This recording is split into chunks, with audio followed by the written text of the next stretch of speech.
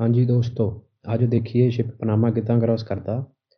ਇਹ ਸਾਈਡ 'ਤੇ ਜੋ ਹੈ ਇਹ ਟੱਗ ਹੈ ਜੀ, ਸ਼ਿਪ ਨੂੰ ਖਿੱਚਣ ਵਾਸਤੇ ਕਿਉਂਕਿ ਥੋੜ੍ਹੀ ਜਗ੍ਹਾ 'ਚ ਘੁਮਾਉਣ ਲਈ ਇਹ ਯੂਜ਼ ਹੁੰਦਾ। ਸੋ ਵੀਡੀਓ ਥੋੜ੍ਹੀ ਫਾਸਟ ਹੈ। ਇਹ ਦੇਖੋ ਇਹ ਪਹਿਲੇ ਗੇਟ 'ਚ ਐਂਟਰ ਕਰ ਰਿਹਾ ਜੀ ਸ਼ਿਪ। ਅੱਗੇ ਰੇਲ ਗੱਡੀ 'ਤੇ ਦੋ ਇੰਜਣਾਂ ਵਾਂਗ ਹੁੰਦੇ ਜੀ, ਬੰਨ੍ਹ ਲੈਂਦੇ ਸ਼ਿਪ ਨੂੰ। ਸੋ ਦੇਖੋ ਹੁਣ ਦੂਜੀ ਸਾਈਡ 'ਤੇ ਦੇਖੋ ਸ਼ਿਪ ਬਾਹਰ ਆ ਰਿਹਾ। ਉਹ ਗੇਟ ਖੁੱਲ੍ਹ ਗਿਆ। ਹੁਣ ਅਸੀਂ ਅੰਦਰ ਚਲੇ ਗਏ। ਹੁਣ ਪਿੱਛੇ ਗੇਟ ਬੰਦ ਹੋ ਗਿਆ ਜੀ, ਉੱਪਰਲੇ ਗੇਟ ਵਾਲਾ ਪਾਣੀ ਥੱਲੇ ਆ ਜਾਣਾ। ਇਹ ਦੇਖੋ ਹੁਣ ਅਗਲਾ ਗੇਟ ਖੁੱਲ੍ਹ ਗਿਆ। ਹੁਣ ਅਸੀਂ ਅੰਦਰ ਵਗ ਗਏ। ਪਿਛਲਾ ਗੇਟ ਫਿਰ ਬੰਦ ਹੋ ਗਿਆ, ਫਿਰ ਪਾਣੀ ਥੱਲੇ ਆ ਜਾਣਾ। ਇੱਦਾਂ ਸ਼ਿਪ ਪੌੜੀਆਂ ਉੱਪਰ ਚੜ੍ਹੀ ਜਾਣੀਆਂ ਚੜ੍ਹੀ ਜਾਣੀਆਂ। ਇਹ ਦੇਖੋ ਹੁਣ ਅੱਗੇ ਲੇਕ ਆ ਜਾਣਾ ਜੀ ਪੂਰਾ। ਉਹ ਲੇਕ 'ਚ ਆ ਗਏ। ਦੇਖੋ ਹੁਣ ਅਸੀਂ ਚਲੇ ਜਾਣਾ ਇੱਦਾਂ, ਪਹਾੜਾਂ ਦੇ ਉੱਪਰ ਲੇਕ ਆ ਜੀ। ਦੂਜੀ ਸਾਈਡ ਜਾ ਕੇ ਇੱਦਾਂ ਹੀ ਸ਼ਿਪ ਥੱਲੇ ਉਤਰ ਜਾਣਾ ਜੀ। ਅਗਰ ਵੀਡੀਓ ਵਧੀਆ ਲੱਗੀ ਤਾਂ ਲਾਈਕ ਸ਼ੇਅਰ ਕਰਿਓ। ਧੰਨਵਾਦ ਦੋਸਤੋ।